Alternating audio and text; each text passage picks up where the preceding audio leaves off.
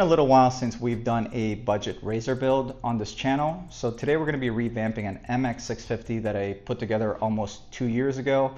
And this is probably going to be one of the last bikes you'll see me work on in this garage since we're actually moving later this week.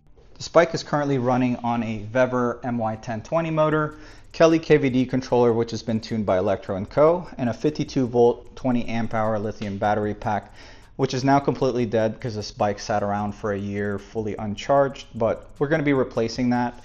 It's also got a D&M rear shock, zoom brake up front, but I have a stock brake in the back, but we're going to be replacing all that as well. I painted the frame orange and black as a tribute to KTM, which is my dream dirt bike. I actually purchased a brand new 150 XCW 2-stroke recently, and to celebrate, I'm going to be giving this bike away to one of you guys on 4th of July weekend.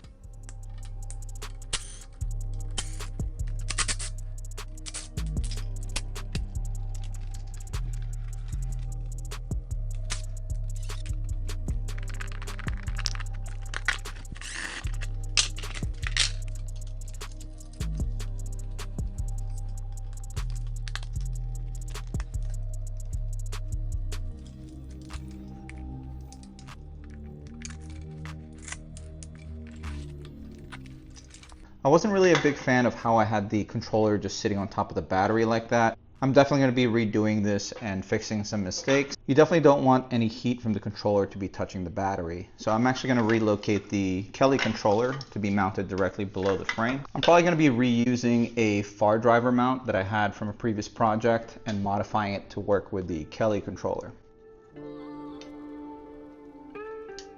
I'm also going to be throwing the battery lead connector for my Tudio since we're actually going to be using the battery from that on this bike.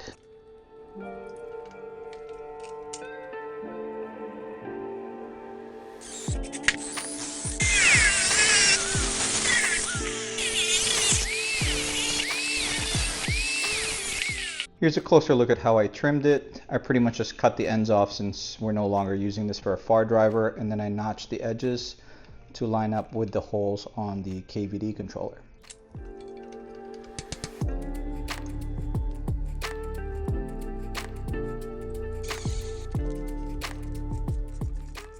And here's a closer look at how it's mounted. It is definitely solid on there, not going anywhere, and the plan is to have it just elevated right above the battery. Since I've got a brand new Electro & Co 76 volt battery going into the Tudio, I'm going to take the stock battery and put it on this MX650. This one is a 48 volt 21 amp hour lithium battery pack, and I believe the BMS on this has a 70 amp output, which should be pretty decent amount of power on a razor. Here's how I'm thinking of having it mounted. Like, look at that. This is the back of the factory tray, and it's got about a 1/4 inch or so of clearance between the battery and the shock. I'm just going to have the connectors run up here. Here's the front of it. I think I'm going to tie it down with some straps just to keep it in place, but look at that. It's like too perfect in an MX650. Though it does look like I have to notch the top of the covers just a little bit. I cut a section out over here, then it should fit around the controller and the battery. Now you might be wondering why I have like foam all around my frame. I just like to have a little bit of a barrier between the battery and the frame to absorb any sort of vibrations whenever you're riding this bike off-road. It just gives a little bit of protection for the battery. For brakes, we're going to be using a set of Shimano M200 mountain bike brakes. The front has a 800 millimeter line and the rear has a 1400. So much like the zoom brakes that people typically use, I just kind of want to try something different, and you can't really question Shimano and quality. And these rotors are from the Electro & Co Extreme Brake Kit. They have a 48 millimeter bolt pattern, so they're specific for razors. I think regular mountain bike brakes are like 44 mil, so these are just direct bolt on. But these brake levers are configured so the left one activates the front and the right activates the rear. I'm going to switch them around so it's like traditional e-moto style.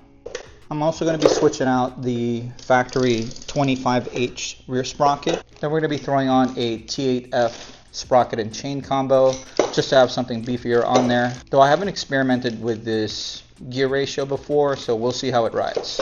If you are interested in checking out any of the items that we're using for this giveaway razor project, I'll have everything linked in the description below.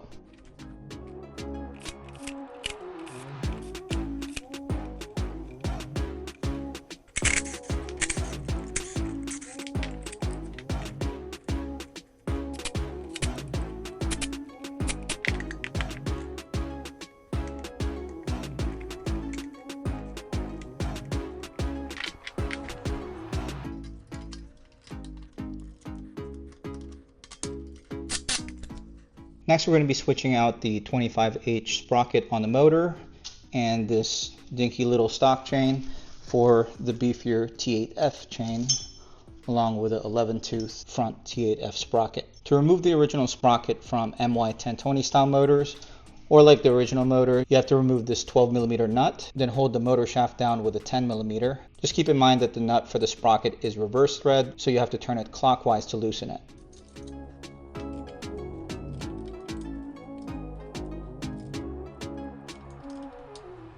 Let's throw the rear wheel on, throw the chain on, and see if I can get the chain tension pretty close.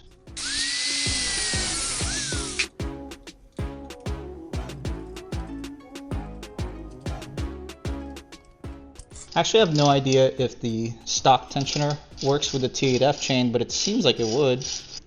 Oh yeah, I'm definitely gonna have to shorten the chain. I might have to take out maybe 8 links.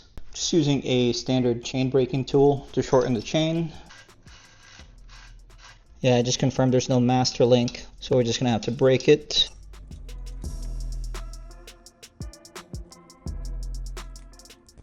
Then I'm gonna reconnect the chain using a master link that came with the sprocket and chain kit.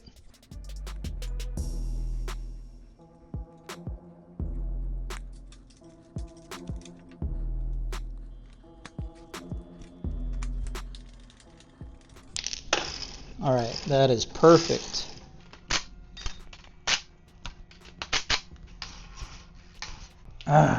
Damn, I just realized one thing that the Shimano brakes do not come with that the Zooms do.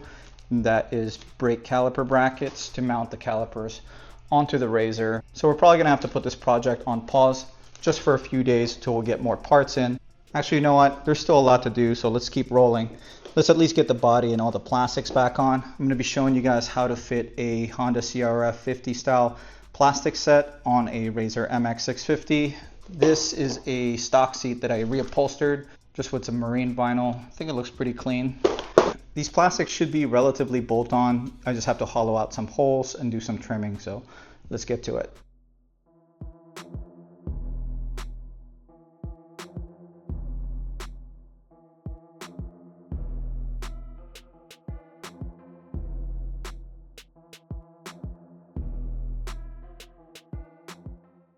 Here's how I have the front fairings mounted.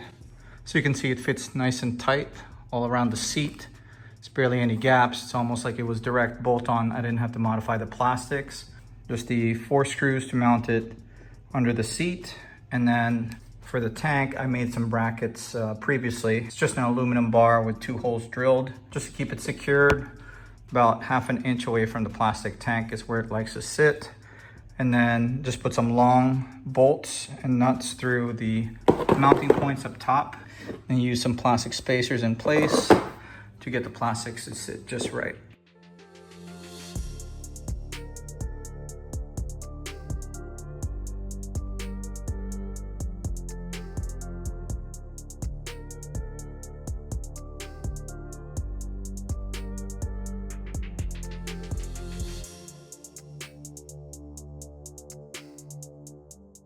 Now the back took a little bit more finagling than the front.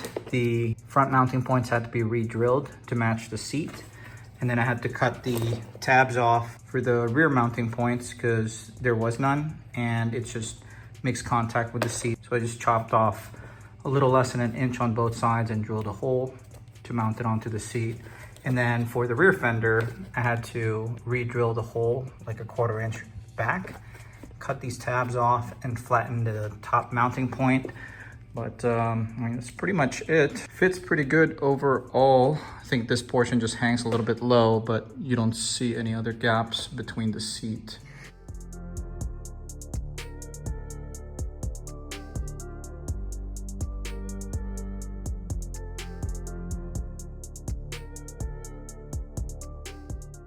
The front plastics were actually pretty simple. I ended up just cutting the top strap off, the front number plate, just cut it with a Dremel. And then I drilled a small hole for the mounting screw for the factory fork. Then I just put a bolt and some washers through the bottom of the fork and hollowed out the 2 back holes just to make room for the 2 posts that come out the bottom of this stock fork. Now, it turned out pretty clean, though I'm not gonna be running this setup. I'm actually gonna be putting a hydraulic fork on this to make it an even better bike to give away to you guys. I just kinda wanted to show you how to fit CRF plastics in case you have a completely stock Razor. For the charge port, I went with a 2-piece setup. So one plug goes onto the Tudio battery, and then the other plug goes onto the side cover on the outside, and then they disconnect with the XT60 connector. So whoever owns this bike is able to remove the plastics without having trouble disconnecting it from the battery and still be able to charge the bike without taking the covers off.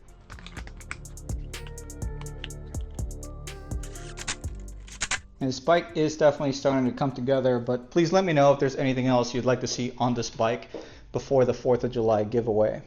In order to be entered to this giveaway, all you have to do is like this video, throw a comment down below, and be subscribed to this channel. There's no need to purchase anything. I don't even have a website that sells stuff. I'm simply just giving this bike away back to the community. The only stipulation I have is that you must be in the continental United States, since I simply can't afford to ship this bike abroad at the moment. I'll be making the announcement on who won this giveaway on 4th of July weekend, but I am going to be doing a follow-up video test riding this bike once we get more parts in. Obviously, we can't take this out right now because we don't have the brake calipers mounted, and I also want to throw a hydraulic fork on there. But for now, let's go take out the KTM.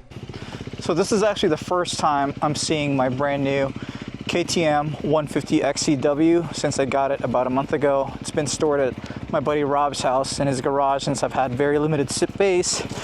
I'm in the middle of moving garages right now, but I'll be taking this thing home after today's ride. Short people problems. Yeah, this thing sounds a little bit different than my traditional electric bike that I typically ride on this channel.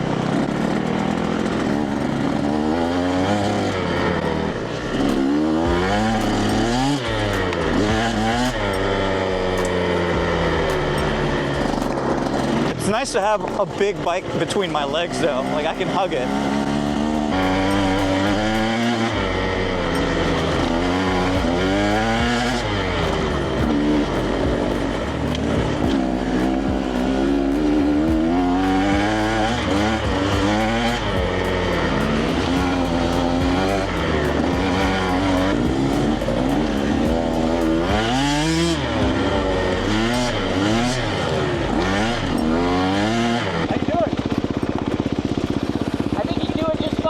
Like my YZ, this is so much more comfortable. I can do this all day. The thing that's still throwing me off is the rear brake, because I don't use rear brake pretty often. So it'll take some seat time to get used to it.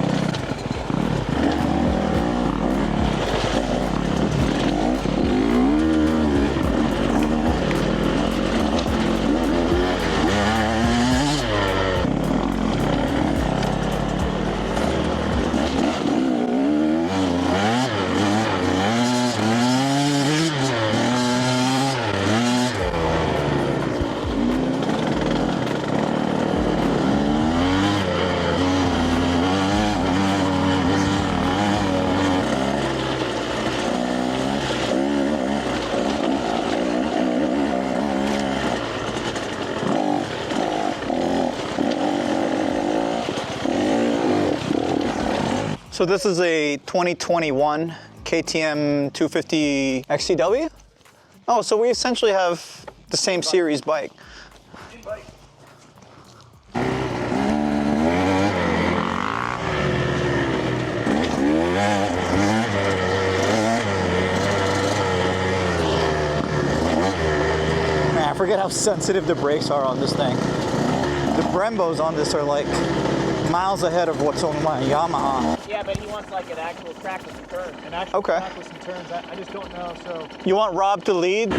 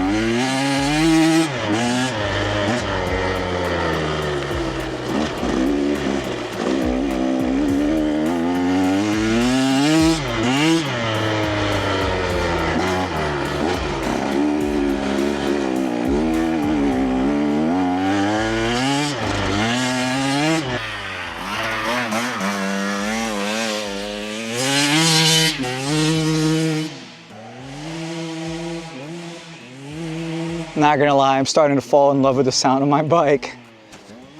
A two-stroke.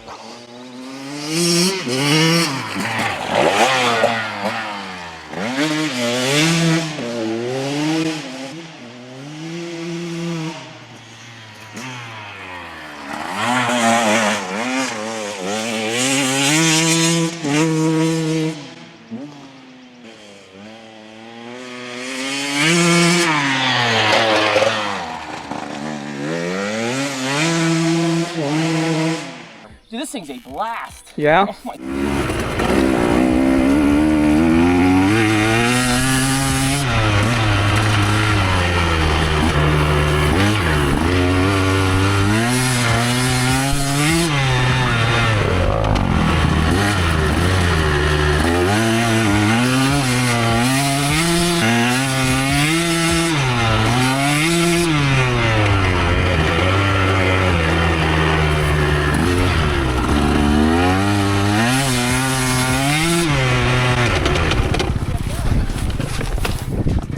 I'm gonna keep going.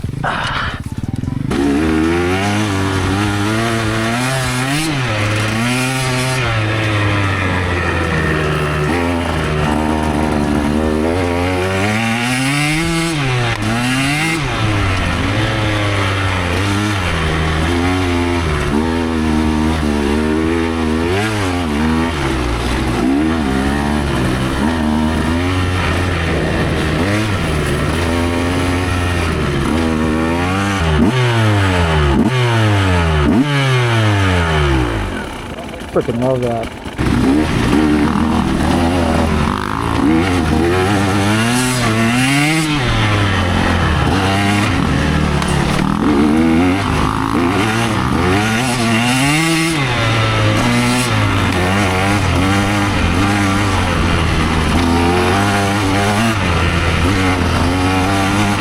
Dang, it's about to start pouring.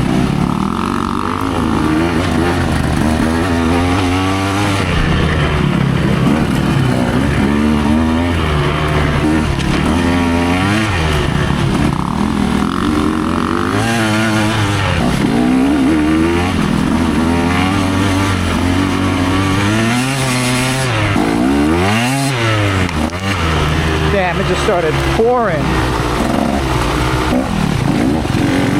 You know, for 150 two-stroke, it's surprising how much I could lug this thing.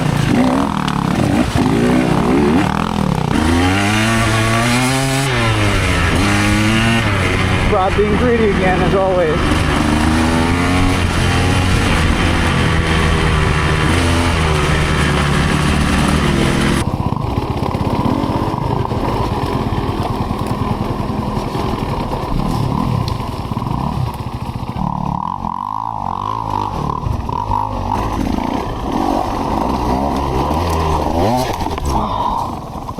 Damn it, I kind of knew that was going to happen.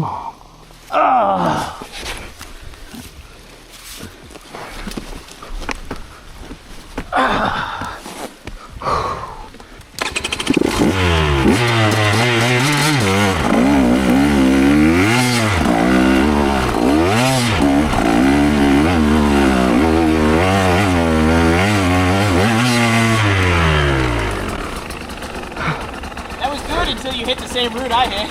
Dude, the rear end just slung out. Yeah, you climbed that well. That was good come out of there.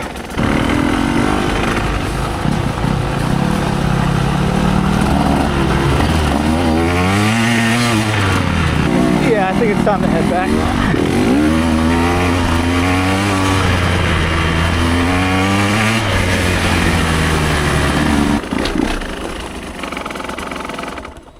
That was a lot of fun.